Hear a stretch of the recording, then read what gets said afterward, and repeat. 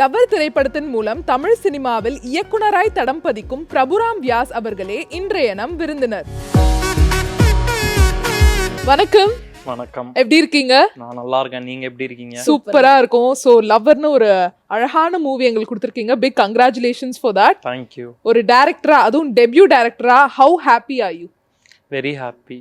ரொம்ப சந்தோஷமா இருக்கு. ரெஸ்பான்சஸ் பார்க்கும்போது ரொம்ப சந்தோஷமா இருக்கு. எல்லாருமே ரொம்ப அவங்க வாழ்க்கைக்கு நெருக்கமா இந்த படத்தை எடுத்து பேசுறது ரொம்ப சந்தோஷமா இருக்கு.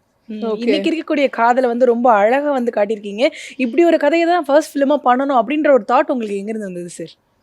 அதான் இன்னைக்கு இது நம்ம ஃப்ரெண்ட்ஸ்குள்ள சர்க்கிள்குள்ள எல்லா இடத்துலையும் பார்க்குற ஒரு கதையாக இருந்துச்சு. இதை பற்றி எடுத்து பேசும்போது எல்லாரும் அவங்க கனெக்ட் பண்ணிக்கலாம் அப்படிங்கிற ஒரு இடத்துல இருந்து தான் இந்த கதையை சொல்லலான்ற ஒரு கான்ஃபிடன்ஸ் உருவாச்சு. வாவ். ஸோ தியேட்டரில் பார்க்கும் போதே ஆடியன்ஸோட ரெஸ்பான்ஸ் ரொம்ப சூப்பராக இருந்துச்சு. கிளைமேக்ஸ்லேயே ஒரு ட்விஸ்ட் கொடுத்துருப்பீங்க, எதிர்பார்க்காத ஒரு கிளைமேக்ஸ். இது யாரோட லைஃப்பில் நடந்தது, இல்லை உங்களோட லைஃப்லேருந்து வந்த கொஞ்சம் இன்ஸ்பயரான கதையா? எப்படி இந்த கதைக்களம் உருவாச்சு? கதை களமா யாரோடைய லைஃப்லயும் நடந்தது கதை களமா எடுத்துக்கலாம். அசின் களமானா என்ன சொல்றது, இந்த கதையோட நகர்றது, ஸ்டார்டிங் கிளைமேக்ஸ் அதெல்லாம் வந்து ஃபிக்ஷியஸா யோசிச்சு பண்ணதுதான். பட் இதுல இருக்கிற டீட்டெயில்ஸ், சின்ன சின்ன விஷயங்கள்லாம் எல்லார் லைஃப்லயும் நடந்தது பார்த்தது, நம்ம லைஃப்ல நடந்த சில விஷயங்கள், ஃப்ரெண்ட்ஸ் லைஃப்ல நடந்தது, இந்த மாதிரி கொஞ்சம் மிக்ஸா எடுத்து தான் அந்த டீட்டெயில்ஸ்லாம் ஒர்க் அவுட் பண்ணது. ஓகே. அதே மாதிரி நாங்க வந்து மணிகண்டனை வேற வேற ஃபேஸ்ல பார்த்துருக்கோம். ரொம்ப சமத்து பையனா பார்த்துருக்கோம், ரொம்ப பொறுப்பான ஒரு ஹஸ்பண்ட் மாதிரி பார்த்துருக்கோம். அப்படி பார்த்துட்டு ஒரு டாக்ஸிக்கான பாய் ஃப்ரெண்ட், ஆத்தாடி இப்படி ஒரு பையன் வேண்டவே வேண்டாம் அப்படின்னு மணிகண்டனை ஃபீல் பண்ற அளவுக்கு நீங்க வந்து மாத்திருக்கீங்க. எப்படி அவர் கூட ஒர்க் பண்ண எக்ஸ்பீரியன்ஸ் உங்களுக்கு எப்படி இருந்தது சார்? அது சூப்பரான எக்ஸ்பீரியன்ஸ். ஏன்னா அவர் ஆரம்பத்தில் அவருக்கு தான் முதல்ல இந்த கதையை பிச் பண்ண போய் தான் இந்த படம் நடந்திருக்கு இன்னைக்கு. ஸோ அந்த சமயத்துலேருந்தே அவர் இந்த கதையை புரிஞ்சுக்கிட்ட விதம் அண்ட் அதுக்காக அவர் கான்ட்ரிபியூட் பண்ணது இன்னைக்கு அதான் நீங்கள் இப்போ சொல்கிறீங்களா, அவர் பார்த்தாவே எரிச்சல், அது அவர் நடிகராக அவருடைய கிடைச்ச வெற்றின்னு தான் நினைக்கிறேன். ஸோ அந்த விதத்தில் அவரோட நடிப்பை கொண்டாடுறாங்க எல்லாருமே. And I think like is an important actor of this generation நினைக்கிறேன். ஸோ சூப்பராக இருந்துச்சு அவரோட பண்ணுற ஒர்க். எனக்குமே ஒரு பெரிய லேர்னிங் எக்ஸ்பீரியன்ஸாக இருந்துச்சு. ஓகே. லவ்வர்னு நம்ம கதையாக பார்த்தோன்னா ஒரு பாய் ஃப்ரெண்ட் கேர்ள் ஃப்ரெண்ட் லவ் பண்ணுறாங்க. பாய் ஃப்ரெண்ட் வந்து ரொம்ப பொசசிவ் வராங்க, அதனால வரைய சண்டைகள், அதுக்கப்புறமா அந்த கேர்ள் ஃப்ரெண்ட் வந்து எவ்வளோ அட்ஜஸ்ட் பண்ணிக்கிறாங்கிற ஒரு விஷயத்த நீங்கள் வந்து சொல்லியிருப்பீங்க. பட் உங்களுக்கு வந்து என்ன ஒரு கான்ஃபிடன்ஸ் கொடுத்தது? கண்டிப்பாக ஒரு 2.5 hours ஒரு மூவி டியூரேஷனுக்கு டெஃபினட்டாக ஒர்க் அவுட் ஆகும், ஆடியன்ஸ் கண்டிப்பாக இந்த மூவியோட ரிலேட் ஆவாங்கன்னு ஏதாச்சும் ஒரு கான்ஃபிடன்ஸ் ஃபேக்டர் உங்களுக்கு கொடுத்துருக்கோம்ல.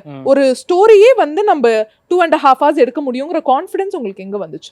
இதான் இதை பத்தி பேசுறதுக்கு நிறைய விஷயங்கள், நிறைய ஆங்கிள்ஸ் இருக்குன்ற ஒரு இடத்துல இருந்து தான் இந்த கான்ஃபிடன்ஸ் வந்துச்சுன்னு நினைக்கிறேன். அண்ட் இது லைஃபுக்கு க்ளோஸரா இருக்கிற படமா எடுக்க ட்ரை பண்ணதுனால ஐ திங்க் அந்த டியூரேஷன் தாண்டி கனெக்ட் ஆயிடுச்சுன்னா பயங்கரமாக கனெக்ட் ஆயிரும் அப்படிங்கிற ஒரு விஷயம் தான். ஸோ கனெக்ட் ஆகுங்கிற நம்பிக்கையில தான் பண்ணோம். அது கனெக்டும் ஆகுது, பார்க்குறவங்களுக்கு பயங்கரமாக கனெக்ட் ஆகுது.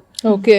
ஸோ என்னதான் வந்து லவ்வர் மூவி வந்து பயங்கரமாக வந்து ஒரு சைட் கொண்டாடிட்டு இருந்தாலும் ரொம்ப லைஃபோட வந்து ரிலேட் பண்ணிக்கக்கூடிய ஒரு படமாக இருக்குது அப்படின்னு சொன்னால் கூட சில பேர் ரிவ்யூவில் என்ன சொல்கிறாங்க அப்படின்னா, இது கொஞ்சம் வேற மாதிரி இருந்திருக்கலாங்க, கிளைமேக்ஸ் வேற மாதிரி இருந்திருக்கலாம், இல்லை கொஞ்சம் வந்து மாறின மாதிரி காட்டியிருக்கலாம் அப்படின்ற மாதிரிலாம் வந்துச்சு. அதெல்லாம் பார்க்கும்போது உங்களுக்கு எப்படி தோணுச்சு சார்? அதுதான் எல்லாமே ஒரு அவங்கவுங்களுடைய பார்வைகளாகவும் நான் பார்த்து எடுத்துக்கிட்டு தான் இருக்கேன். அண்டு அதான் இந்த படம் வந்து நிறையா பேரை நிறையா விதமாக யோசிக்க வைக்குது, நிறையா விதமாக பேச வைக்குது. ஸோ எல்லாத்தையுமே ஆஸ் அ டைரக்டராக நான் எடுத்துக்கிறேன், பார்க்குறேன். அண்ட் எனக்கு எதெல்லாம் திருத்திக்கலாம் இதுவாக இருக்குன்னு தோணுதோ அதை அனலைஸ் பண்ணிட்டு இருக்கேன் நான். Okay. And mainly cast selection ரொம்ப சூப்பராக இருந்துச்சு. ஏன்னா யாருமே நடித்த மாதிரி இல்லை, அந்த கேரக்டராகவே அவங்க வந்து ரியலாக அப்படியே வாழ்ந்த மாதிரி தான் இருந்தது. ஏன்னா இப்போ மணிகண்டன் கேரக்டர் மேலே எங்களுக்கு ஒரு எரிச்சல் வருதுன்னா அவர் அந்த கேரக்டராகவே வாழ்ந்தார். அதே மாதிரி தான் கௌரி பிரியா, அவங்களும் வந்து அந்த கேரக்டர் ரொம்ப அழகாக பண்ணியிருப்பாங்க. சேம் கோஸ் வித் கண்ணா ரவி. இந்த ஆர்டிஸ்ட் செலெக்ஷன் வந்து நீங்கள் எப்படி சூஸ் பண்ணீங்க? யாரெல்லாம் உங்களுக்கு ஃபர்ஸ்ட் ஐடியாவா இருந்தாங்க? அதான் ஃபர்ஸ்ட் இவர் மணிகண்டன் கிட்ட பிச் பண்ணி அப்படி ஆரம்பிச்சிருச்சு. அண்ட் கண்ணா ரவியுமே நான் முன்னாடியே ஒரு வெப் சீரிஸ் ஒன்று ஒர்க் பண்ணியிருந்தேன், லிவின்னு சொல்லிட்டு. அவர் தான் அதுல லீடா பண்ணியிருந்தாரு. அந்த சமயத்துல இருந்தே அவரை ஒரு ஆக்டரா எனக்கு தெரியும், அவர் ரொம்ப பிடிக்குங்கிறதுனால இந்த படத்துல இந்த ரோலுக்கு சரியா இருப்பாருன்னு முன்னாடியே டிசைட் பண்ணிட்டேன். மற்றவங்க எல்லாருமே டெஸ்ட் ஷூட் அண்ட் ஆடிஷன் அந்த மாதிரி ஒரு ப்ராசஸ் வச்சு தான் ஃபைண்ட் பண்ணோம். அண்ட் எல்லாருமே சிறப்பாக நடிச்சிருக்காங்க. ஹீரோயினுக்கு ரொம்ப நல்ல காம்ப்ளிமெண்ட் வந்தது வந்துட்டு இருக்கு, ரொம்ப யதார்த்தமா நடிச்சிருக்காங்கப்பா, ஹீரோயினா பார்க்க முடியாம அந்த ஒரு கேரக்டரா பார்த்து ரொம்ப ஃபீல் பண்றோம் அவங்கள அந்த கேரக்டர்லங்கும் போது இவங்களை எங்கேருந்து வந்து செலக்ட் பண்ணீங்க? ஏன்னா அவங்க ஆல்ரெடி மாடர்ன் லவ்னு ஒரு சீரீஸ்ல வந்து ரொம்ப அழகா நடிச்சிருப்பாங்க, அதை பார்த்து தான் இதுக்கு செலக்ட் பண்ணீங்களா இந்த படத்துக்கு? அதில் தான் பார்த்தேன், அதில் தான் அறிமுகம் கிடச்சிச்சு. ஆனால் அதுக்கப்புறம் நேரில் போய் பார்க்கும்போது அவங்க அவங்ககிட்ட சும்மா ஜிஸ்டாக ஒன்று சொல்லும்போது அவங்க அதை பற்றி பேசினது இதெல்லாமே வந்து எனக்கு ஓகே, இவங்களுக்கு இந்த கேரக்டர் பயமாக ரிலேட் பண்ணிக்க முடியுது, ஸோ நம்ம ஒரு மாதிரி சும்மா டெஸ்ட் ஷூட் பண்ணி பார்க்கலாம் அப்படிங்கிற ஒரு கான்ஃபிடென்ஸ் வந்து அதுக்கப்புறமா டெஸ்ட் ஷூட் பண்ணும்போது அதில் ரொம்ப சூப்பராக நடித்து எல்லாருக்குமே இம்ப்ரெசிவாக இருந்துச்சு அதை பார்க்குறதுக்கு. ஸோ அதுக்கப்புறம் அப்படியே அந்த கான்ஃபிடென்ஸ் வந்து அவங்கள கேஸ்ட் பண்ணிட்டோம். ஆனா சார் நாங்க வந்து உங்களுக்கும் எல்ன்ற லெட்டருக்கும் வந்துட்டு ஒரு பயங்கரமான கனெக்ட் இருக்கும் அப்படின்னு நினைக்கிறோம். ஏன் எல் உங்களுக்கு ஃபேவரட்டான லெட்டரா சார்? லிவ் இன் லவர் அது அமைஞ்சிருச்சு அப்படி. அடுத்த படத்துல பிரேக் பண்ண மாத்திரலாம். சூப்பர். அதே மாதிரி மத்த கேஸ்ட்லாமும் ரொம்ப அழகா நடிச்சிருப்பாங்க அந்த ஃப்ரெண்ட்ஸ் ரோல்லாம். ஸோ அவங்களெல்லாம் வந்து எப்படி செலக்ட் பண்ணீங்க? ஆல்ரெடி குட் நைட்டோட ஃபுல் டீமும் இருந்ததுனால அந்த நிக்கிலாங்கிற கேரக்டர் அப்படியே இதுக்கும் கரெக்டா இருப்பாங்கன்னு நீங்க அப்படியே செலக்ட் பண்ணியிருந்தீங்களா? எப்படி இருந்தது மத்த கேஸ்ட் செலெக்ஷன்? அதான் எல்லாருக்குமே ஆடிஷன்ஸ் மாதிரி ப்ராசஸ் போயிட்டு அவங்களோட கேரக்டர் பற்றி எக்ஸ்பிளைன் பண்ணி ஒரு மாதிரி ஆடிஷன் பண்ணி தான் நடிக்க வச்சோம். அண்டு நிக்கிலா வந்து குட் நைட்டில் பண்ணியிருந்தாங்கங்கிறதுனால அறிமுகம் இருந்துச்சு. லைக் அவங்க டீமு எல்லாருமே சொன்னாங்க இவங்க சூப்பராக பண்ணியிருந்தாங்க குட் நைட்னு. சரி இந்த கேரக்டருக்கு பொருந்துவாங்கன்னு தோணுச்சு. ஆடிஷன் பண்ணி பார்த்தோம், அவங்க சூப்பராக பண்ணாங்கன்னு கேஸ்ட் பண்ணோம். அண்ட் உங்களுக்கு வந்து படத்தில் ரொம்ப ரொம்ப பிடித்த சீன்னா எந்த சீன் சொல்லுவீங்க? இன்டர்வலுக்கு அப்புறம் வர சண்டை ஒன்று வரும்ல, அதுக்கப்புறம் இவன் கீழே வந்து கன்வின்ஸ் பண்ண ட்ரை பண்ணுறது, அந்த சீன் எனக்கு பிடிச்ச சீன். அதை தியேட்டர்லையுமே நிறையா பேர் மிஸ் பண்ணிடுறாங்க, பாப்கார்னை லேட்டாக வாங்கிட்டு போய். அவங்களுக்குலாம் சொல்கிறேன் நல்ல சீன், மறுபடியும் அதை பார்த்துருங்க. சார் ஒரு முதல் படத்தினுடைய டேரக்டரா நீங்கள் என்னென்ன மாதிரியான சேலஞ்சஸ்லாம் ஃபேஸ் பண்ணீங்க சார்? எல்லாருக்கும் இருக்கிறது தான், நான் ஸ்பெஷலாக எதுவும் சேலஞ்சஸ்லாம் ஃபீல் பண்ணல. எல்லாருக்கும் ஃபஸ்ட்டு படத்தில் இருக்கிற லிமிட்டேஷன்ஸ் இது. இன்ஃபேக்ட் நான் வந்து ரொம்ப லக்கின்னு தான் சொல்லுவேன். இந்த மாதிரி ஒரு ப்ரொடக்ஷன் அமைஞ்சது, இந்த மாதிரி ஒரு ஹீரோ அமைஞ்சது, இந்த மாதிரி மியூசிக் டைரக்டர், இந்த மாதிரி கேமரா எல்லாருமே பயங்கர சப்போர்ட்டிவாக ஒர்க் பண்ணாங்க. நான் ரொம்ப இந்த ப்ராசஸை என்ஜாய் பண்ணி தான் பண்ணேன். அதே மாதிரி மணிகண்டன் அவரோட கேரக்டர் வந்து ஏகப்பட்ட பாய்ஸ் ரிலேட் பண்ண முடிஞ்சது. ஏன்னா மூவி முடிச்சதுக்கு அப்புறமாவும் நிறைய பேர் டிஸ்கஸ் பண்ணிட்டு இருந்தாங்க. அதில் சில வார்த்தைகள் கேட்டுச்சு. ஆமாம்ப்பா, எனக்கும் வந்து இந்த மாதிரி காலேஜ் முடிச்சதுக்கு அப்புறமா பிஸ்னஸ் ஆரம்பிக்கணும்னு ஒரு ஆசை, ஆனால் எல்லாம் என்னோட ஃப்ரெண்ட்ஸ் எல்லாம் ஐடி ஜாப்ல போயிட்டு ஒரு நல்ல பொசிஷன்ல இருக்காங்க. ஒரு சீன்ல வந்து அவர் அவ்வளோ தயங்குவாரு அந்த ரீயூனியன்ல போய் பேசுறதுக்கு. ஏன்னா பிசினஸ்ன்னு சொன்னா இன்னும் ஆரம்பிக்கலன்னு. அது அவ்வளோ ரிலேட்டபிளா இருந்தது. அது உங்களோட லைஃப்ல ஏதாவது நடந்தது இல்ல யாராவது பார்த்து அது எப்படி அந்த சீனை வந்து அவ்வளோ அழகா கோர்வையா எடுத்துட்டு வந்தீங்க மூவில? அது ஜென்ரலாக ஆண்களுக்கே இருக்கிற அந்த இன்செக்யூரிட்டி, அவன் சம்பாதிச்சே ஆகணுங்கிற ஒரு இடத்துல இருக்கும்போது அவனால் சரியாக சம்பாதிக்க முடியலங்கும்போது ஒரு சோஷியல் கேதரிங்காக போகும்போது அங்கே ஒரு தாழ்வு மனப்பான்மை உண்டாகுங்கிறது அது பொதுவாகவே மென் அதிகமாக ஃபீல் பண்ணுற விஷயம்ன்ற மாதிரி தான் நினைக்கிறேன். ஸோ அதனால தான் அந்த சீன். அது மெயினாக அந்த பிஸ்னஸ் ஐடியா இருந்துச்சுல்ல அவருக்கு. ஆமாம் ஆமாம். அது எப்படி உங்களுக்கு இருக்கா இல்லை யாருக்காவது இருந்துச்சா? ஏன்னா அது அவ்வளோ ரிலேட்டபிளா நிறைய பேருக்குமே இருக்கு. ஏன்னா இன்னைக்கு சொந்த தொழில் ஒன்று பண்ணி சாதிக்கணும், நம்ம ஒரு பிஸ்னஸ் ஆரம்பிச்சு ஒரு விஷயத்த எஸ்டாப்ளிஷ் பண்ணுங்கிற ஆசை நிறைய பேருக்கு பேஷனா எங்களுக்கும் இருக்கு. பிசினஸ் ஐடியாலாம் இருக்கு, அதனால நம்மள மாதிரியே இருக்கே அப்படின்னு யோசிச்சோம் நாங்க. அண்ட் சார் ஒரு டேரக்டராக வந்து இந்த படம் மக்களுக்கு இப்படி ஒரு ஃபீலிங்கை கொடுக்கணும் அப்படின்னு நீங்கள் நினச்சிருப்பீங்கல்ல, அது என்ன ஃபீலாக இருந்திருக்கும் சார்? அது ஒரு ஃபீலிங்னு இல்லை, நிறையா ஃபீலிங். சந்தோஷம், அவங்களுடைய சோகம், கில்ட்டு, இந்த மாதிரி நிறையா ஃபீலிங்காக அந்தந்த நேரத்தில் அவங்க சேரும்போது சந்தோஷப்படுறது. ஐ மீன் அவங்களுடைய ஹாப்பி மூமெண்ட்ஸுக்கு சொன்னால் இப்போ கெஃபே வச்சுட்டு அருண் வராருன்னா அங்கே நம்ம சந்தோஷப்படுறோம். அருண் திவ்யாவை டார்ச்சர் பண்ணுற நேரத்தில் நமக்கும் வருது. இந்த மாதிரி வெவ்வேறு எமோஷன்ஸ் வரணும்னு தான் நினச்சேன். அது வரவும் செய்யுது. அதே மாதிரி ஆடியன்ஸ் கண்டிப்பா அந்த கிளைமேக்ஸ் எதிர்பார்த்திருக்க மாட்டாங்க. ஏன்னா நம்ம தமிழ் சினிமானாலே வந்து கிளைமேக்ஸ் வந்து ஒரு வித்தியாசமான ஒரு கிளைமேக்ஸ் தான். வித்தியாசம்னு இல்ல, நேச்சுரலாவே ஹீரோ ஹீரோயின் சேர்றதுதான்ப்பா கதை அப்படின்னு இருக்கும். பட் கிளைமேக்ஸ் வந்து எங்களால அதுதான்ப்பா இருந்திருக்கணும். ஏன்னா இந்த மாதிரி ஒரு பாய் ஃப்ரெண்ட் நமக்கு வேண்டான்னு எங்களுக்கே ஃபீல் பண்ண வைக்கிற மாதிரி ஒரு கிளைமேக்ஸா இருந்தது. ஆனா உங்களுக்கு கொஞ்சம் யோசனை இருந்துச்சா, ஐயோ கிளைமேக்ஸ்ல சேர மாட்டாங்களே, இது வந்து நம்ம ஆடியன்ஸ் புரிஞ்சுப்பாங்களா, இதை ஏத்துப்பாங்களா அப்படிங்கிற ஒரு டவுட் இருந்துச்சா உங்களுக்கு? அந்த டவுட்டே இல்லை. ஏன்னா இப்ப நீங்க சொல்லும் போதே எங்களுக்கே சேர்ந்திருக்க வேணாம் தான் தோணுது. அது சில பேரா இருக்கலாம், பல பேருக்கு இல்ல. நிறைய பேருமே அப்படிதான் எடுத்துக்கிறாங்க. ரொம்ப கம்மி பேர் தான் அப்படி எடுத்துக்கிறாங்களே தவிர ஒரு பெரும்பாலான ஆடியன்ஸ் வந்து இந்த மாதிரி தான் ஃபீல் பண்றாங்க. நம்ம என்ன நினைச்சு எடுத்தோமோ அதை கரெக்டா புரிஞ்சுக்கிறாங்க. நிறைய பேர்கிட்ட இருந்து மெசேஜஸ் வந்திருக்குல்ல சார், சரி என்னோட லைஃப் அப்படியே படமாக்கி வச்சிருக்கீங்க அப்படின்ற மாதிரி அந்த மாதிரி ஏதாவது எக்ஸ்பீரியன்ஸ் இருந்ததா சார் உங்களுக்கு? நிறைய பேர் அமைச்சிட்டு தான் இருக்காங்க. எஸ்பெஷலி நிறைய பசங்க வந்துட்டு கில்ட் ஆயிட்டு நான் இப்படிதானா இருந்தேன் ஆமாண்ணா அப்படின்ட்டு அனுப்பும்போது அது பார்க்கறதுக்கு ஓகே எல்லாருமே கனெக்ட் பண்ணிக்கிறாங்க அப்படிங்கிற ஒரு சந்தோஷம். அண்ட் உங்களுக்கு இது வரைக்கும் படத்துக்காக வந்த பெஸ்ட் காம்ப்ளிமெண்ட்னா எந்த காம்ப்ளிமெண்ட் சொல்லுவீங்க? இது அதான் எல்லாருமே வந்துட்டு ஒரு மாதிரி அவங்க கில்ட் ஆயிட்டு ஒரு இடத்துல நான் பேசாம என் ஆள்கிட்ட சொல்லிடலான் இருக்கேன், பேசிடலான் இருக்கேன், இல்லை நான் இன்னும் பெட்டராக நடந்துக்கணும் அப்படின்ற மாதிரிலாம் சொல்லிட்டு மெசேஜ் வருது. அதெல்லாம் ரொம்ப ஒரு மாதிரி ஹாப்பியாக இருக்குது. ஓகே அது நடந்துக்கிறாங்களா மாறுறாங்களான்னு தெரில, ஆனால் அந்த தாட் எங்கேயோ ஒரு இடத்துல வருதுங்கிறது ஹாப்பியாக இருக்குது. ஏன் நீங்கள் இப்படி காமிச்சிருக்க கூடாது? ஹீரோ மாறுற மாதிரியும் அவரோட தப்பெல்லாம் வந்து தெரிஞ்சுக்கிற மாதிரியும் ஹீரோயினுக்காக வந்து ஃபுல்லாவே மாறி நான் இப்படியே இருக்கேன்ப்பா அப்படின்னு நீங்க யோசிச்சிங்களா? இப்படி மாத்தலாம் கிளைமேக்ஸ் அப்படி தமிழ் பட இலக்கியப்படி ஒரு கிளைமேக்ஸ் அது அப்படி நினைக்கவே இல்லை. ஏன்னா இது எப்படி சொல்றது, மாறுறதுங்கிறது வேற ஒரு படம். இந்த படம் மாறுறதுக்கான ஒரு ஸ்டார்டிங் பாயிண்ட் வரைக்கும் தான் பேசியிருக்கு. ஓகே, அதுக்குள்ள இருக்கிறதோடைய மாறுறதுக்கு அப்புறம் ஓகே பெட்டராகும்ட்டு. ஆனா அதுக்கு முன்னாடி இருக்கிற ஒரு வழி, அதுக்கு முன்னாடி இருக்கிற ஒரு கஷ்டமான டைம்ன்ட்டு ஒன்று இருக்குல்ல, அதை பத்தி ரொம்ப ஆழமா பேசணும்ட்டு நினைச்சதுனாலதான் அது. அண்ட் இப்போ இந்த படத்துலயுமே மாறலங்கிறது கிடையாது. கடைசியில அந்த மாறுதல் கண்டிப்பா அந்த கேரக்டர் கிட்ட இருக்கு. அருண் கண்டிப்பா ஒரு மாறுதலுக்கான ஒரு பாதையில தான் இருக்காருங்கிறது கிளியராகவே சொல்லி தான் இருக்கு. ஏன்னா லாஸ்ட் சீன்ல வந்து அருண் திவ்யா மீட் பண்ணுவாங்க. அருண் ஆசைப்பட்ட மாதிரி அந்த கெஃபேவை வந்து லான்ச் பண்ணிடுவாரு. நாங்க நினைச்சோம் ஓகேப்பா 2 வருஷம் கழிச்சு மீட் பண்றாங்க, சேர்ந்துருவாங்க. ஏன்னா திவ்யாக்கு பிடிச்ச அந்த ஆப்பிள் கிரம்பிளும் வந்து கொடுக்கும் போது அதுதான் ஆடியன்ஸ் பாயிண்ட் ஆஃப் வியூல இருந்து நாங்க பார்க்கும் போது இருந்துச்சு. பட் அவ்வளவுதான், சிரிப்பாங்க. Written and directed by Prabhuram Vyas அப்படின்னு வந்தோடனே எங்களுக்கு வந்து ஒரு क्वेश्चन மார்க்கோட முடிச்சிட்டீங்களே. அது क्वेश्चन மார்க் தான். சேருவாங்களா மாட்டாங்களா அது நான் ஆன்சர் கொடுக்கலன்னு தான் क्वेश्चन மார்க்கா முடிச்சிருக்கேன். அவங்களுக்கு என்னதான் அதான் அது இண்டிவிஜுவல் சாய்ஸஸா நான் விட்டுறணும்னு நினைக்கிறேன். அதுக்கு நான் ஒரு முடிவு தரது சரியா இருக்காதுன்னு நினைக்கிறேன். அது அவங்களுடைய தாட்டுக்கும் அவங்களுடைய எண்ணத்துக்கும் எப்படி வருதோ. நாங்க விட மாட்டோம், சொல்லுங்க உங்களோட தாட் ப்ராசஸ்க்கு. என்னோட தாட்டுக்கு என்னன்னா நிறைய நடந்துருச்சு, அதோட வழிகள் வந்து ரொம்ப துரத்திட்டே இருக்கும்னு நினைக்கிறேன். அதுக்கு பெட்டர் மூவ் ஆன் ஆகுறது பெட்டர்ன்னு நினைக்கிறேன். ஸோ அதே மாதிரி வந்து ஒரு படத்துல எல்லா சீன்ஸையுமே நம்மளால வச்சிட முடியாது. நீங்க ரசிச்சு எடுத்து சில சீன்ஸ் வந்துட்டு டியூரேஷன் காரணமாகவோ இல்லை வேற ஏதாவது ரீசனுக்காக கூட வந்து டெலிட் பண்ணிருக்கலாம். அந்த மாதிரி டெலிட்டட் சீன்ஸ் ஏதாவது உங்களுக்கு ரொம்ப ஃபேவரட்டான சீன்ஸ் அப்படின்னு இருக்கா சார்?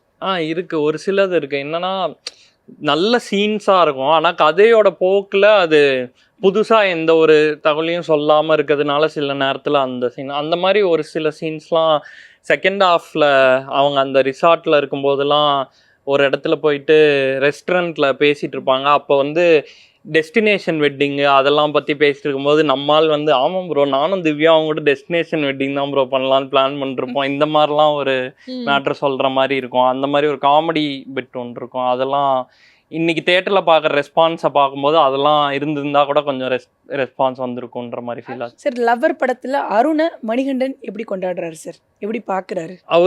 அவரும் அதே தான் சொல்கிறாரு. பர்சனலாக அவங்க ஃப்ரெண்ட்ஸ் பேசுறது, ஒவ்வொருத்தரும் கால் பண்ணி ரொம்ப நேரம் பேசி தன்னோட ரிலேஷன்ஷிப் ஸ்டோரிஸ்லாம் ஷேர் பண்ணி ஒரு இது தெரப்பி மாதிரி இருக்கு அப்படிங்கிற மாதிரிலாம் சொல்கிறாங்கங்கிறது அவருக்குமே ரொம்ப சந்தோஷமாக தான் இருக்குது. அண்டு அவருமே வந்து ஆடியன்ஸ் எரிச்சல் அடையிறது வந்து ரசிச்சுட்டு இருக்காரு. ஓகே நம்ம நடிப்புக்கு வந்து ரெஸ்பான்ஸ் அப்படிங்கிற ஒரு இடத்துல தான் அவருமே நினைக்கிறேன். ஆக்டரா நம்ம கரெக்டா பண்ணிட்டோம், நம்மளெல்லாம் வெறுக்கிறாங்க, இந்த கேரக்டரை வெறுக்கிறாங்க அப்படிங்கிற.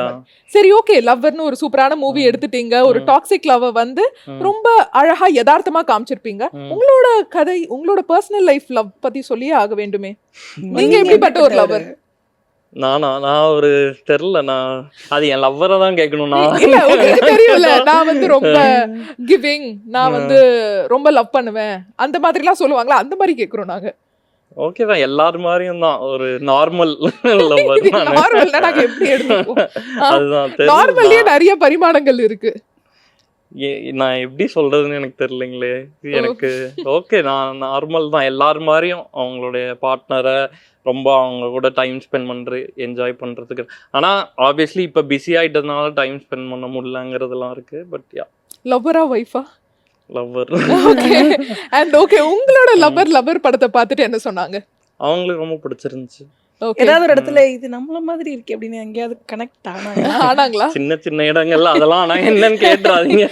இல்ல, படம் ஆனா எங்களுக்கு நல்லா இருக்குமே. படம் ஃபுல்லாவே அவர் டாக்ஸிக்கா பண்ணிட்டு இருப்பாரு. நான் நானே யோசிக்கிறேன். கண்டென்ட் ஆக முடியாது இங்க. ஸோ லவ்வர் படம் ம். சூப்பரான ஒரு ஹிட் கொடுத்துருக்கீங்க, நல்லா போயிட்டு இருக்கு.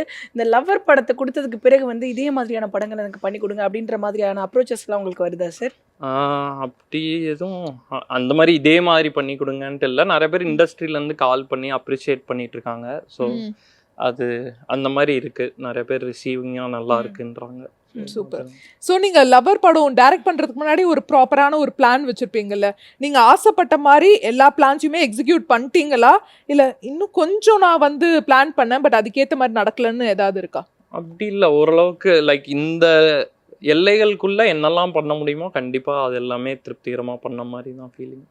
அண்ட் வந்து லவ்வர் படத்தோடைய மொத்த ஷூட்டிங்லேயே வந்துட்டு இது மறக்க முடியாத ஒரு நாள். எனக்கு அதான் கோகர்னால ஷூட் பண்ண நாட்கள் எல்லாமே ரொம்ப, ஏன்னா வெளியூரில் போயிட்டு ஒரு டீமாக ஒரு ஃபேமிலியாக ஒர்க் பண்ணிட்டு பிடிச்சதை செஞ்சுக்கிட்டு ஜாலியாக ஒர்க் பண்ணதுங்கிறது ரொம்ப ரொம்ப ஹெக்டிக்காக இருந்துச்சு. அதாவது நாங்கள் போயிட்டு ஒரு நேச்சுரல் சீனை ரசிக்கிறதுக்கோ இதுக்கோலாம் எங்களுக்கு நிற்கிறதுக்கு கூட நேரம் இல்லை. அந்த மாதிரி ரொம்ப ஓடிக்கிட்டு இருந்தோம். ஆனால் ரொம்ப என்ஜாயபிளாக இருந்துச்சு. ஒரு நல்ல ஒரு டீமாக சூப்பராக ஃபார்ம் ஆகி எல்லாருமே நல்ல ஒரு ஹாப்பி மொமெண்ட்ஸாக இருந்துச்சு அதெல்லாம். சூப்பர். அண்ட் கோகர்னான்னு சொன்னும் போது அந்த வாடி ஏன் ட்ரிப்பு அப்படின்னு அது ஒரு சூப்பரான வைப் சாங்.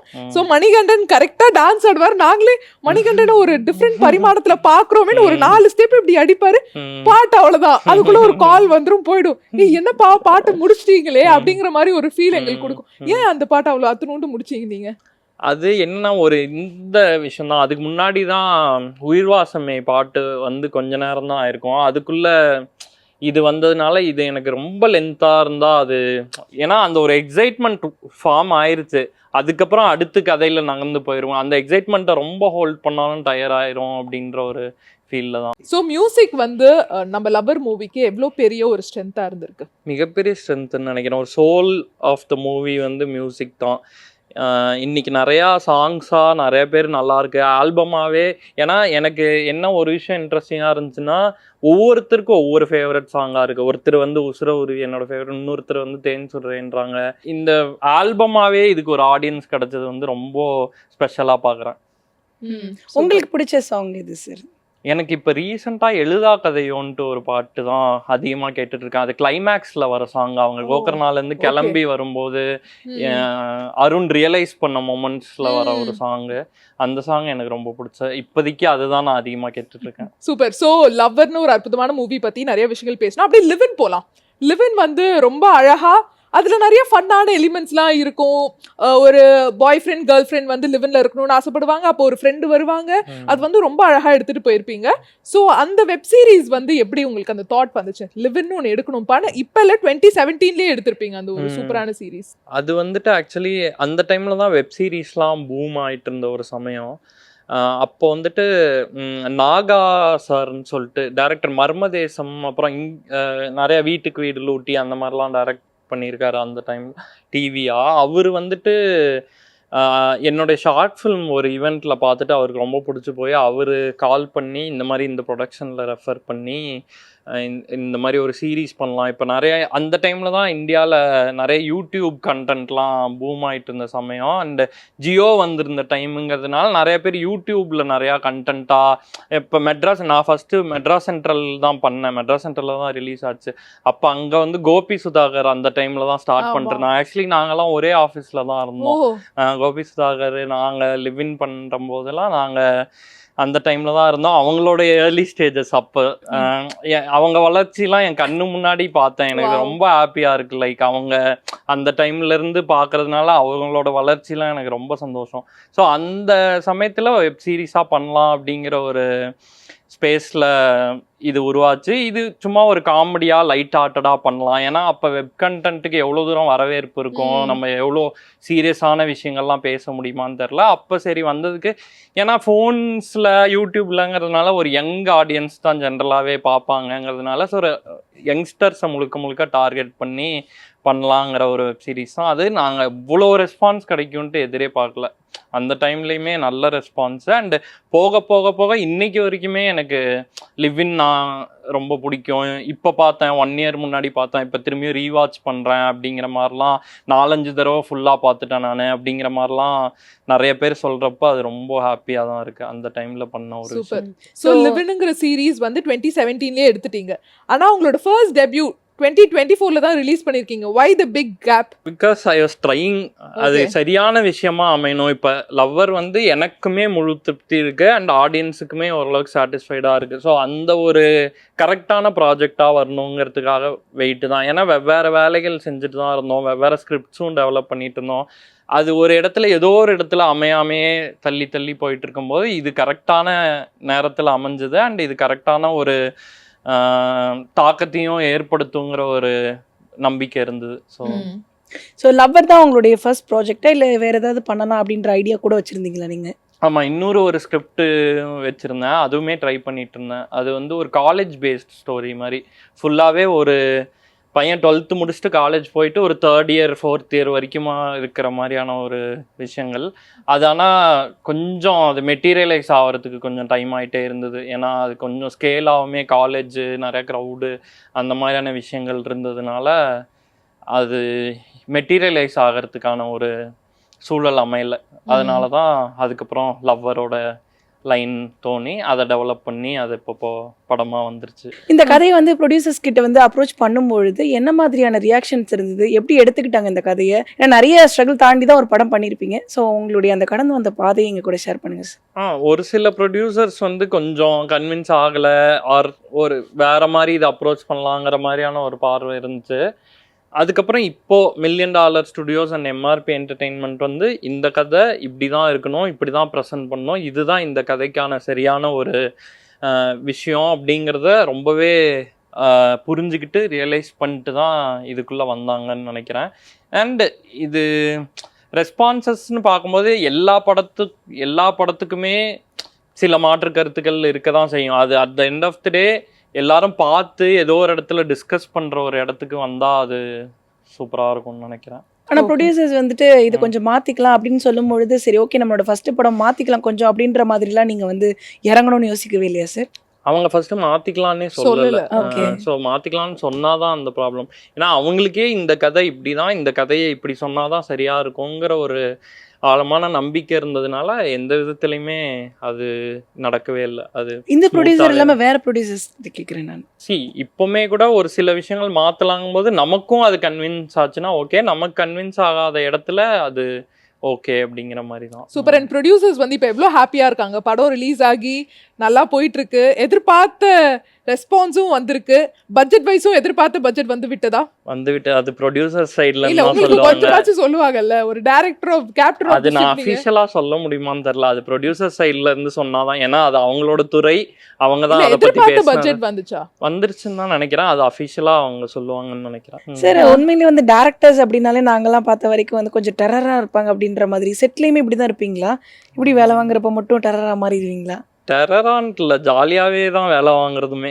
ஸோ எல்லாருமே எப்படி சொல்கிறது, ரொம்ப டெரராக இருக்க வேண்டிய அவசியம் இருக்குல்ல. ஏன்னா எல்லாருமே சூப்பராக ஒர்க் பண்ணுறாங்க, நமக்கு ஸ்மூத்தாகவே தான் போகும். அதே மாதிரியே இந்த டேரக்டர் ஆகணுங்கிற ஆசை கனவு எப்போ சின்ன வயசுலேயே வந்துச்சா? ஏன்னா ஒரு யங்கான டேரக்டர் நீங்க, எனக்கு தெரிஞ்சு ஒரு 18-19 வந்துட்டீங்கன்னு நினைக்கிறேன் டேரக்டரா. இப்போ ஒரு 25-26 இருக்குமா? இல்ல நான் காம்ப்ளிமெண்ட் பண்றேன், நீங்க இல்ல புரியுது, சந்தோஷமாவும் இருக்கு. பட் அதே சமயத்துல பாக்குறவங்க நம்பி போறாங்க. நிஜமாலே எங்க தானே இருக்காங்க. காலேஜ் ஒரு 2nd year அந்த டைம்ல இருந்து ஃபில்ம் மேக்கிங்ல இன்ட்ரெஸ்ட் வந்தது. இன்ஜினியரிங் நினைச்சேன் இந்த மாதிரி படம் எடுக்கும் போதே, இந்த இன்ஜினியரிங் கதை எடுக்கும் போதே நான் நினைச்சேன். ஆமாம், இன்ஜினியரிங் தான். 2nd year ஒரு அந்த ஷார்ட் ஃபிலிம்ஸ் காலேஜில் ஸ்க்ரீனிங்ஸ்லாம் இருக்கும்ல, அப்போ பார்க்கும்போது சரி நல்லா இருக்கு இது, ஒருமே காலேஜுக்குள்ளே நடக்கிற விஷயங்களையே எடுத்து காலேஜ் பசங்களுக்கு போடும்போது அங்கே சிரித்து என்ஜாய் பண்ணி அந்த மாதிரி ஒரு வைப் இருக்கும்ல, சரி நம்மளும் சும்மா பண்ணி பார்ப்போமே அப்படின்ட்டு ஆரம்பிச்சது தான். அப்படி அந்த ஆடியன்ஸ்கிட்டேருந்து ரெஸ்பான்ஸ் கிடச்சி அதோட என்கரேஜ்மெண்ட்டில் தொடர்ந்து பண்ணி இன்னைக்கு அப்படியே ஒரு ஃபீச்சர் வரைக்கும் வந்திருக்கு. இன்ஜினியரிங் வேற படிச்சிருக்கீங்க, கண்டிப்பா நிறைய இந்த கேம்பஸ் இன்டர்வியூலாம் வந்திருக்கும். கேம்பஸ் இன்டர்வியூல நிறைய ஐடி கம்பெனிலலாம் வேலைக்கு போவாங்க. ஸோ அந்த மாதிரி நீங்களும் இன்ஜினியரிங் முடிச்சுட்டு ஐடி ஜாபுக்குலாம் போயிட்டு நோ இது எனக்கு வேண்டாம், இது என்னோட காலிங் இல்லை அப்படின்னு சொல்லிட்டு அப்புறமா டேரக்டர் ஆனீங்களா, இல்லை இன்ஜினியரிங் முடிச்சோடனே நான் டேரக்டர் தான்ப்பா ஆவேன், அதுக்கான நான் விடா முயற்சி பண்றேன்னு இன்ஜினியரிங் முடிச்சோடனே வந்து இந்த பாத்துக்கு வந்துட்டீங்களா? லைக் ஐடியில் ஒர்க் பண்ணேன், பட் ரொம்ப நாள் ஒர்க் பண்ணல, ஒரு ஷார்ட் பீரியடு ஒர்க் பண்ணிட்டு தெரிஞ்சிருச்சு. 3 மாசம், அதுக்கு ஒரு 7 மாசம் கிட்ட ஏன்னா நான் 3 மாசம். ஓகே. ஸோ அது 6-7 மாசம் கிட்ட ஒர்க் பண்ணியிருப்பேன். அப்பவே ஆனால் தெரிஞ்சிருச்சு ஆஃபீஸ் போகிறதுக்கு இன்ட்ரெஸ்ட் இல்லை, நமக்கு தொடர்ந்து சரி இதில் சர்வைவ் பண்ண முடியுமான்னு தெரில அப்படிங்கிற ஒரு இதில். ஆனால் நான் என்ன டைரக்டாக சினிமான்ட்டு வரல, ஏன்னா எனக்கு பெரிய கான்டாக்ட்ஸும் இல்லை அந்த சமயத்தில், அண்ட் எனக்கு அதுக்கான கான்ஃபிடென்ஸும் இல்லை. நான் போயிட்டு சும்மா ஃப்ரெண்ட்ஸோட ப்ராஜெக்ட்ஸ்லாம் ஒர்க் பண்ணியிருக்கேன். ஜில்ஜங் ஜக்னு ஒரு படம் வந்தது இல்லை, அதில் வந்து அதுக்கு பைலட் ஃபிலிம்லாம் ஷூட் பண்ணும்போது சும்மா அவங்க கூட ஒர்க் பண்ணியிருக்கேன். அந்த மாதிரி சில எக்ஸ்பீரியன்ஸஸ் இருந்துச்சு. ஆனால் ஒரு இந்த அது சம்மந்தமாகவே இப்போ டிஜிட்டல் வீடியோ ப்ரொடியூசர் இந்த மாதிரி ஜாப்ஸ்லாம் இருக்குது. நம்ம சோஷியல் மீடியாவில் போயிட்டு ஆட்ஸ், குட்டி குட்டி ஆட்ஸ் டைரக்ட் பண்ணுறது பிராண்ட்ஸுக்கு, இந்த மாதிரியான வேலைகள் எல்லாமும் கொஞ்ச நாள் பார்த்துட்டு இருந்தேன். ஓகே.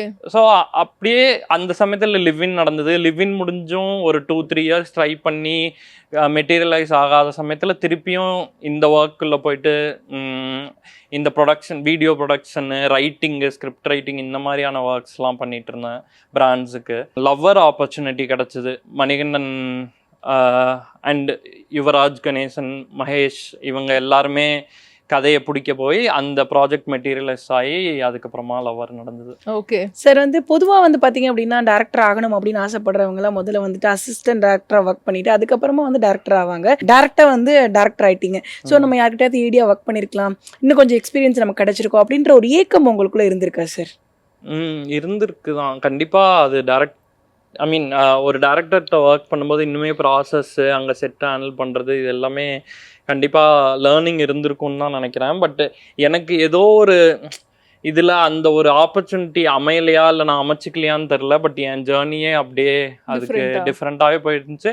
ரெண்டாவது எனக்கு நான் ஏதாச்சும் எழுதி ஷார்ட் ஃபில்மாக எடுக்கலாம் அப்படி ட்ரை பண்ணிட்டே இருந்தேன் நான் ஒரு பக்கம். சரி நம்ம அது ஒரு ப்ராசஸ்ஸு போயிட்டு கற்றுக்கிறது. நம்ம இப்படி ஒரு மாதிரி சின்ன சின்ன படங்கள் எழுதி இருப்போம் பண்ணும்போதும் நமக்கு கற்றுக்கிறதுக்கு லேர்னிங்.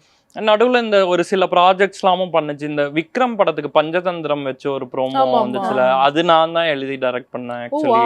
ஸோ அந்த மாதிரி நடுவில் டைரக்ஷனுக்கான ஆப்பர்ச்சுனிட்டிஸ் எப்பப்போ வருதோ அப்பப்போலாம் அதை யூஸ் பண்ணிட்டு ஒரு லேர்னிங்காக எடுத்துட்டு பண்ணது தான். டேரக்டராக வந்துட்டு சினிமாவில் வந்து சக்ஸஸ் ஆகிறதுக்கு வந்துட்டு லக் முக்கியம் நினைக்கிறீங்களா இல்லை ஹார்ட் ஒர்க் முக்கியம் நினைக்கிறீங்களா சார்? ஹார்ட் ஒர்க் தான் கண்டிப்பாக ஹார்ட் ஒர்க். என்ன சொல்றது, அந்த ஒரு பழமொழி இருக்கும், லக் ஃபேவர்ஸ் த பிரேவ் அப்படின்னு சொல்லிட்டு. தைரியமானவங்களுக்கு லக்கு துணை இருக்கும் அப்படிங்கிற ஒரு இடம் தான். நம்ம ஹார்ட் ஒர்க் பண்ணிட்டே இருந்தா கண்டிப்பா லக்கு கூட வந்துடும். உங்களுக்கும் கேமராமேனுக்கும் எப்படிப்பட்ட ஒரு உறவு இருந்தது சார்? எனக்கு அவரை ரொம்ப நாளாக தெரியும். லைக் அந்த ஜில்ஜங் ஜக் ஒர்க் பண்ணோன்னு சொன்னல, அந்த படத்துக்கு வந்து அவர் தான் கேமராமேன். லைக் அதோடைய அந்த பைலட்டுக்கும் அவர் தான் ஷூட் பண்ணார், அந்த மெயின் ஃபிலிமுக்கும் அவர் தான் ஷூட் பண்ணார். ஸோ அந்த சமயத்துலேருந்தே எங்கள் 2 பேருக்கும் நல்ல ஃப்ரெண்ட்ஷிப் இருந்ததுங்கிறதுனால ரொம்ப ஈஸியாக அவர் இந்த ஸ்கிரிப்டை புரிஞ்சுக்கிட்டு இந்த ஸ்கிரிப்டுக்கு என்ன தேவை அப்படி.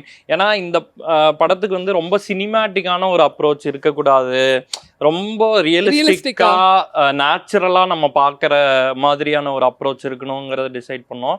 அது அவர் ரொம்ப சூப்பராக ஒர்க் பண்ணி அச்சீவ் பண்ணி கொடுத்துருக்காருன்னு நினைக்கிறேன். அந்த ஃபீல் லவ்வர் படத்துல எடிட்டருக்கும் உங்களுக்கும் லவ் வந்து எப்படி ஒர்க் அவுட் ஆச்சு? சூப்பரா ஒர்க் அவுட் ஆச்சு. 100 மார்க்ஸா? 100 மார்க்ஸ். ஏன்னா ரொம்ப இந்த கதை வந்து எப்படி சொல்றது, ஒரு லைஃபா கொஞ்சம் ரியலிஸ்டிக்கா இருக்கணுங்கும் போது அந்த கேரக்டர்ஸ் என்ன ஃபீல் பண்றாங்க அதுக்குண்டான ஒரு டைமை ஸ்பெண்ட் பண்ணி தான் அதை நம்ம தெரிஞ்சிக்க முடியுங்கும் போது அதுக்கு எடிட்டிங் ரொம்ப முக்கியம். இந்த படம் ரிதம்னு சொல்லுவாங்கள்ல, ஜென்ரலாக அந்த படம் என்ன மாதிரியான ஒரு பேஸில் ட்ராவல் ஆகுதுங்கிறது இந்த படத்தோட கேரக்டர்ஸோட நம்மளை கனெக்ட் பண்ணிக்கிறதுக்கு ரொம்ப முக்கியம். அதை வந்து ரொம்ப சூப்பராக ஒரு ஆஸ் அன் எடிட்டராக அதை வந்து ரொம்ப சூப்பராக டெலிவர் பண்ணியிருக்காருன்னு நினைக்கிறேன். ஏன்னா படத்தில் வந்துட்டு ரொம்ப சொல்ற மாதிரி ரிலேஷன்ஷிப்ல நடக்கிற சின்ன சின்ன விஷயங்கள் தான். அதை எவ்வளோக்கு எவ்வளோ இன்ட்ரெஸ்டிங்கா ப்ரெசென்ட் பண்றது, அது ஃபுல் ரன் டைமுக்கு ஹோல்ட் ஆகிற மாதிரி ப்ரெசென்ட் பண்றதுங்கிறது ஒரு பெரிய எஃபர்ட்டு. அது வந்து பரத்துக்கு ரொம்ப ஆக்சுவலி ரொம்ப ஸ்கில்ஃபுல்லா அதை பண்ணியிருக்காரு. அது ஓகே. ஸோ லவர்னு ஒரு அழகான மூவி கொடுத்தாச்சா, அடுத்து என்னென்ன ப்ராஜெக்ட்ஸ்லாம் போயிட்டு இருக்கு, அப்கமிங் ப்ராஜெக்ட்ஸ்? அதான் இனிமே தான் இது சில ஐடியாஸ் இருக்கு, சில ஸ்கிரிப்ட்ஸ் இருக்கு. என்ன மாதிரி ஜான்ரால இருக்கும்? அதான் முன்னாடி காலேஜ் ஸ்டோரி ஒன்று வச்சிருந்தேன். அது இல்லாம இப்போ 1 or 2 எப்படி சொல்றது, ஒரு ஹியூமர் மாதிரி ஒரு சப்ஜெக்ட் தோணிட்டு இருக்கு. இன்னும் எக்ஸாக்டா என்னன்ட்டு லாக் பண்ணல நானு. கொஞ்சம் டைம் எடுத்துட்டு கொஞ்சம் பிரேக். ஏன்னா இதுல ஃபுல்லா ஸ்பெண்ட் பண்ணி மைண்ட்ல இன்னும் இந்த படமே தான் ஓடிட்டு இருக்கு. அது கொஞ்சம் அதுல இருந்து வெளியே வந்துட்டு ஃப்ரெஷ்ஷா யோசிச்சுட்டு ஒன்னு டிசைட் பண்ணலாம் அப்படின்றது. மெயினா உங்க லவரோடயும் நீங்க டைம் ஸ்பெண்ட் பண்ணணும் அல்லவா? படத்துல வந்து அழகா காமிச்சிட்டீங்க அது எவ்வளவு முக்கியம்னு. கண்டிப்பா. சூப்பர். சோ ரொம்ப அழகா ரொம்ப கேஷுவலா நாங்க கேட்ட கேள்விகளுக்கெல்லாம் பதில் சொன்னீங்க. டைம் போனதே தெரியல. கண்டிப்பா உங்களுக்கும் பிடிச்சிருக்கும் நாங்க நம்புறோம். கண்டிப்பா. அண்ட் அப்கமிங் ப்ராஜெக்ட்ஸ் எல்லாமே சூப்பர் ஹிட் ஆகணும்னு சொல்லிட்டு ஜெயா டிவி சார்பா வாழ்த்துறோம். தேங்க்யூ. தேங்க்யூ.